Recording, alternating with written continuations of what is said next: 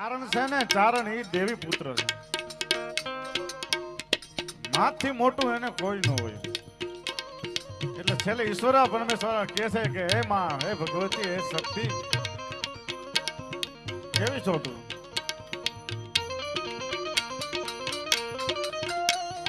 જગતા સે તારણા નમો માં કૃષ્ણ લીલા સિકો તેરિયા સુરી સુરી સુજકા કરવીલા કરવીલા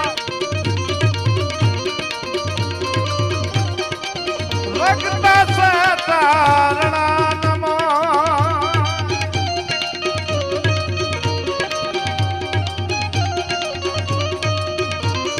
જગતા સે તારણા નમો માં કૃષ્ણ લીલા સિકો તેરિયા સુરી સુરી સુજકા કરવીલા દીર્ઘાલ